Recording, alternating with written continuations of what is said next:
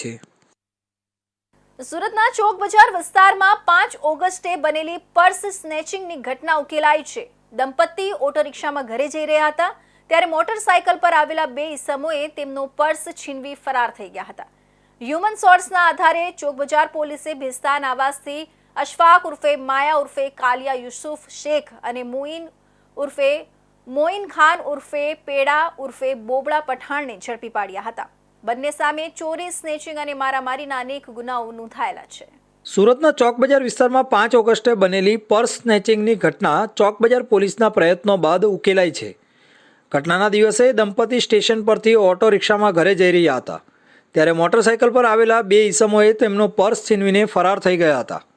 આ પર્સમાં 250 દિહામ, mobile, passport અને રોકડ રકમ જેવી કિંમતી ચીજવસ્તુઓ સામેલ હતી। પોલીસ તપાસમાં જાણવા મળ્યું કે આરોપીઓ વગર નંબર પ્લેટની મોટરસાયકલનો ઉપયોગ કરતા હતા, જેના કારણે તેમને ઓળખવામાં મુશ્કેલી પડી। જોકે હ્યુમન સોર્સના આધારે પોલીસે ભેસ્તાન આવાસથી અશફાક ઉર્ફે માયા ઉર્ફે કાલિયા યુસુફ શેખ અને મોઇન ખાન ઉર્ફે પેડા ઉર્ફે બોબડા પઠાણને ઝડપી પાડ્યા હતા।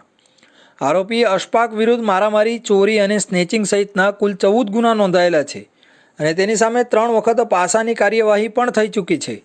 મોઇન પઠાણ વિરુદ્ધ પણ ચોરી અને સ્નેચિંગ સહિતના 6 ગુના નોંધાયેલા છે।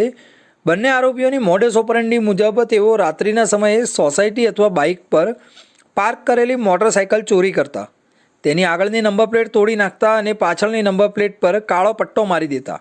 બાદમાં આ મોટરસાયકલનો ઉપયોગ કરીને પર્સ, મોબાઈલ અને અન્ય કિંમતી ચીજવસ્તુઓ સ્નેચિંગ કરતા અને ઘટના સ્થળે મોટરસાયકલ પાછી મૂકીને ફરાર થઈ જતા। હાલ ચોક બજાર પોલીસ દ્વારા આ બંને સામે વધુ તપાસ હાથ ધરવામાં આવી રહી છે। 5/8/2025ના રોજ ચોક બજાર પોલીસ સ્ટેશન વિસ્તારમાં એક સ્નેચિંગનો ગુનો નોંધાયેલો હતો, જેની વિગત એવી હતી કે એક કપલ સવારે રેલવે સ્ટેશનથી સવારે 4 વાગ્યાની આસપાસ ઓટો રિક્ષામાં બેસીને પોતાના ઘર તરફ જતું હતું। એ દરમિયાન 2 વ્હીલર ઉપર બે ઈસમો આવીને તેમની રિક્ષાની અંદર જે પર્સ પડેલું હતું એને ખેંચીને એ લોકો સ્નેચ કરીને ભાગી ગયેલા હતા। જેની અંદર એક મોબાઈલ, 2 પાસપોર્ટ, ઇન્ડિયન કરન્સી 6000 રૂપિયા અને 250 દિરહામ એ લોકોના પર્સમાં હતા। આ સ્નેચિંગનો ગુનો ચોક બજાર પોલીસ સ્ટેશનમાં દાખલ થયેલો હતો, જેમાં પોલીસની અલગ અલગ ટીમો આમાં કામે લગાડી હતી, કારણ કે આરોપી થોડા શાતિર હતા।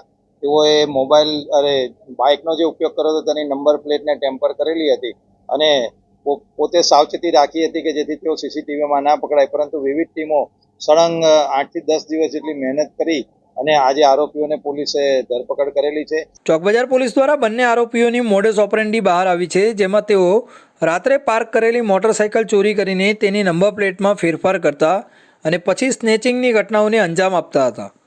ઘટના સ્થળે મોટરસાયકલ પાછી મૂકી તેઓ ગાયબ થઈ જતા હતા। હાલ બંને આરોપીઓ પાસેથી વધુ ગુનાઓ બહાર આવે તેવી સંભાવના છે અને પોલીસે વધુ તપાસ ચાલુ રાખી છે। સુરતના રાંદેર વિસ્તારમાં કન્સ્ટ્રક્શન સાઇટ પર